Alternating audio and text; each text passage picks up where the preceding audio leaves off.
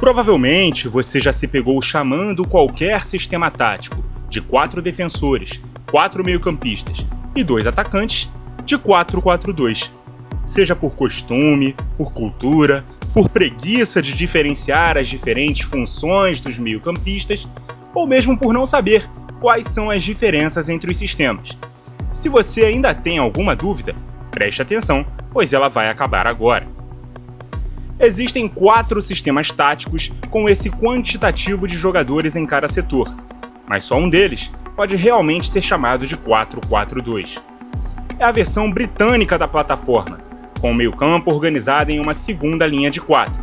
Normalmente, essa organização é vista em variações defensivas de outros sistemas, mas também pode aparecer como base. Nessa distribuição, o meio-campo é composto por 2 volantes, na frente da zaga, e 2 meias abertos.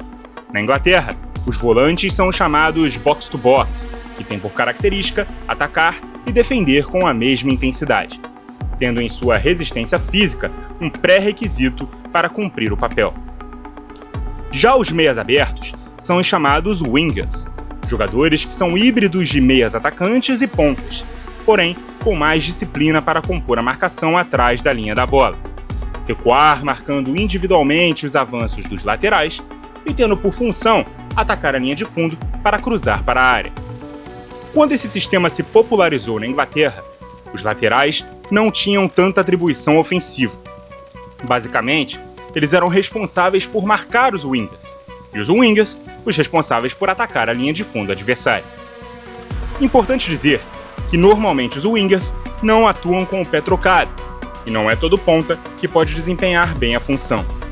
Na verdade, é muito diferente um ponta de trio de ataque funcionar bem como winger em segunda linha de 4. Esse tipo de jogador começou a aparecer quando um dos atacantes passou a flutuar mais nas costas do centroavante, e os wingers deram um passo para frente, indo jogar na linha desse meio atacante centralizado. Com o advento dos laterais ofensivos e com a necessidade dos wingers fazerem diagonais e se juntar ao agora único atacante dentro da área, os wingers passaram a jogar com o pé trocado, abrindo espaço para as subidas do lateral, principalmente do lado da jogada, e atacando a área quando o cruzamento vem do lado oposto. Esse sistema ficou conhecido como 4-2-3-1 e tem uma variação defensiva natural para o 4-4-2 em 2 linhas, com o recuo dos wingers para a linha dos volantes e o avanço do meia para jogar ao lado do centroavante. Também é importante dizer que o 4-4-2 em linha é uma resposta europeia ao 4-2-4 brasileiro, que preferiu manter os pontas vivos, ainda que transformando-os em meio-campistas. Já nós seguimos por um caminho de evolução diferente, e por isso popularizamos o 4-2-2-2 com a nomenclatura de 4-4-2. O 4-2-4 brasileiro consistia em ter um volante mais recuado e um meia armador mais à direita do meio-campo, como se fosse um segundo volante. A posição de ponta de lança era quase como a de um segundo atacante, ao lado do centroavante.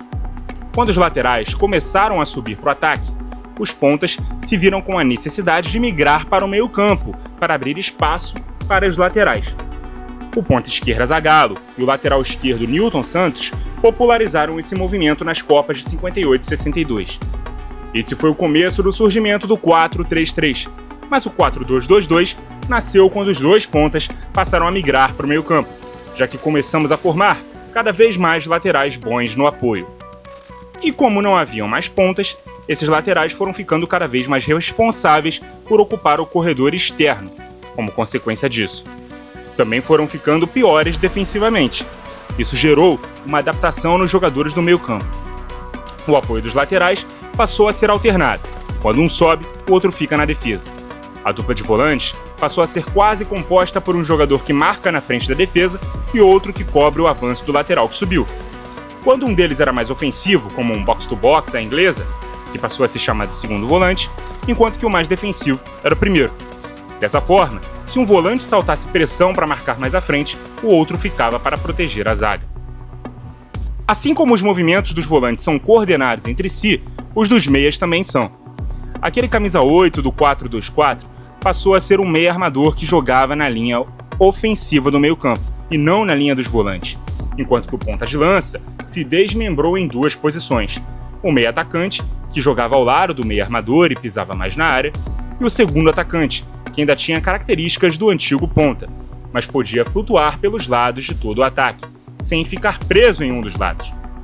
Defensivamente, a gente também pode ver que os meias fazem um movimento alternado, tal qual os laterais e os volantes. Normalmente um meia é o primeiro marcador de um lateral quando ele começa a subir, e quando esse meia abre para cercar o lateral, o outro centraliza. Assim como se um meia subir para ajudar os atacantes na primeira pressão, o outro tem que se juntar aos volantes para manter o equilíbrio do meio-campo. Se os movimentos de um volante estão atrelados ao que o outro faz, e os movimentos de um meia também dependem de como o outro meia se comporta, temos aqui duas duplas no meio-campo, e não um quarteto jogando em uma única linha.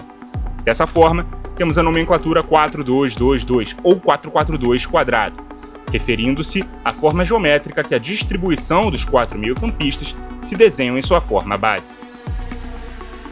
Um terceiro desenho é o 4-3-1-2, também chamado de 4-4-2 losango. Sua primeira nomenclatura vem por conta do quantitativo de volantes e meias.